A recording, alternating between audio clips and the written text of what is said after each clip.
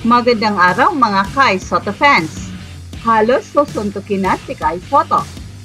Pikon na pikon ang import ng Shiga Lakes na si Mothom Brock sa ginawa ng ating kababayan. At balik sa panalo ang Koshigaya Alphas matapos ang 3 beses na pagkabigo. Muling pinahiya ni Kai ang import ng Shiga Lakes na si Mothom Brock, na kilalang isa sa mga pinakamahusay na Australian player sa labas ng NBA. Hirap na hirap maka-score itong si Mothom dahil sa depensa ni Kai. Ang laban ay pagitan ng dalawang kupunan na dating nasa Division 2 at ngayong season, parehong nasa Division 1 na. Pero struggle pa rin ang Shiga Lakes na may record na 2 wins and 22 losses. Lamang na naman ang Koshigaya Alphas na may 6 wins and 18 losses. Maganda ang simula ng Koshigaya Alphas. Maganda ang simula ng Koshigaya Alphas, agad na nagkaroon ng 7-0 run kung saan 5 puntos dito mula kay LJ Peak na agresibo sa opensa. Maagang nagparamdam si Kai sa rebounds, agad na nagrehestro ng 3 rebounds sa unang minuto ng laro. Unang field goal ni Kai, isang matikas na dakdak mula sa pick and roll play nilang dalawa ni LJ Peak. Hirap maka-score ang Shiga Lakes at tinulungan pa ni Kai ang import nila nang mabutata ito sa pagsubok na mag-drive. 2 beses nabutata ni Kai si Mothom sa quarter na ito.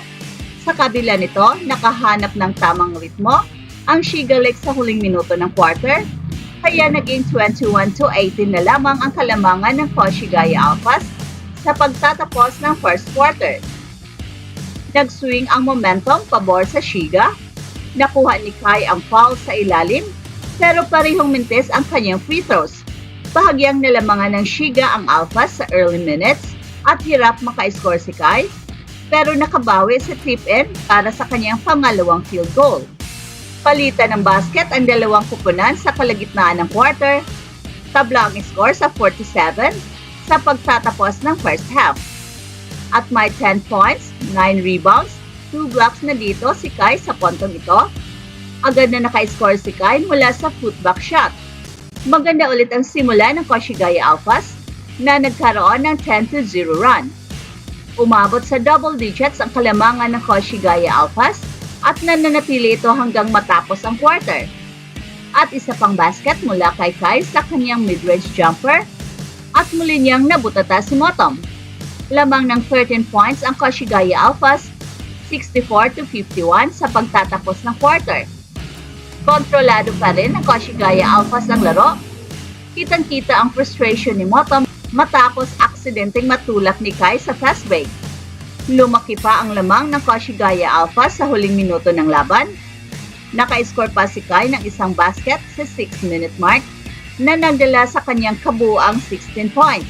Hindi na nakahabol ang Shiga Lakes at umabot pa sa 20 points ang kalamangan ng Koshigaya Alphas. Panalo ang Alphas, balik sa winning column matapos sa kanilang losing streak. Sa unang yugto pa lang, nagpakita ng determinasyon ang Koshigaya Alphas.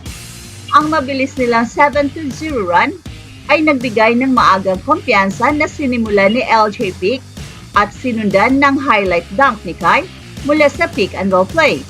Ang kanilang magandang simula ay nagbigay ng momentum na naging mahalaga sa buong laro. Isa sa mga pangunahing dahilan ng pagkapanalo ng Koshigaya Alphas ay ang depensa ni Kai laban sa import ng Shiga Lakes na si Mothom Brock.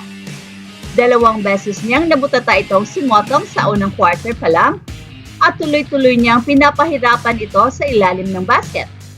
At kitang-kita ang frustration ng Australian import na naging limitado ang opensa nito dahil sa presensya ni Kai. Sa kabila ng struggle niya sa free throw line, 2 of 5, consistent si Kai sa field goal shooting, 7 out of 11. Naging efficient si Kai sa ilalim ng basket na nagresulta ng kanyang 16 points. Bukod pa dito, malaki ang naitulong ni Kai sa rebounding lalo na sa mga crucial moments ng laro. Ang 14 rebounds ni Kai ay nagbigay ng second chance opportunities para sa Alphas at nagpigil sa opensa ng Shiga Lakes. Bagamat nakakuha ng momentum ang Shiga sa ikalawang quarter at nagawang bumawi, naitabla pa nga ang score sa halftime, hindi nawala ng composure ang Koshigaya Alphas. Ang balanseng opensa ng Alphas sa second half, kasama ang depensa ni Kai, ang naging susi upang mapanatili ang kanilang kalamangan. Ang third quarter ang naging turning point ng laro. Mabilis na lumobo ang kalamangan ng Alpha sa double digits hanggang sa kanilang 10-0 run. Dito na nahirapan ang Shiga Lakes makabalik, lalo na't hindi nila makontrol ang inside presence ni Kai. Ang tatlong blocks ni Kai ay nagdagdag ng defensive stability, habang ang kanyang opensa ay nagbigay ng sapat na tulong para i-secure ang panalo. Makikita ang resilience ng Koshigaya Alpha sa buong laro. Hindi nila hinayaan ang Shiga Lakes na makabalik kahit pa nagkaroon ng bahagyang pag-angat ang kalaban sa ikalawang quarter. Ang kanilang control sa laro mula sa umpisa hanggang sa dulo ay nagpapakita ng maturity at teamwork. Ang Shiga, dating Division 2 champion, ay patuloy na nag-struggle ngayong season sa Division 1.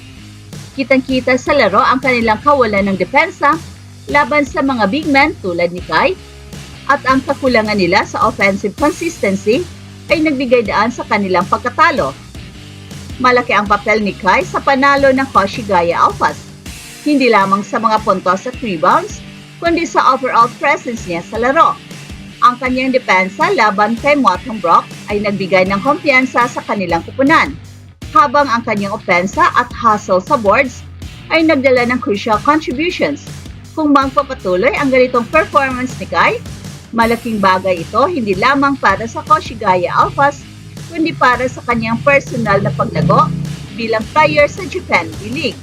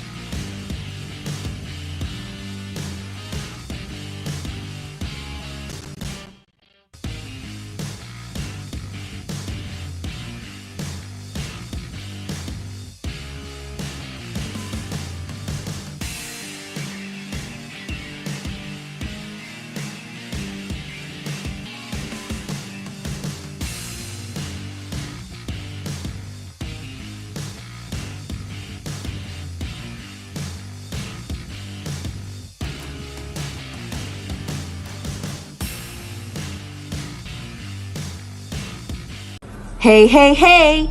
Attention mga kapatrol! Get ready for an epic giveaway! Once Express Info hits 150k subscribers, one lucky winner will win the incredible Oppo Reno 11F 5G smartphone. Here's how to join. Step 1. Subscribe to Express Info right now. Step 2. Like this video. Then step 3. Comment anything good and positive about our idol Kai Sotto. Super easy. Just subscribe, like, and comment.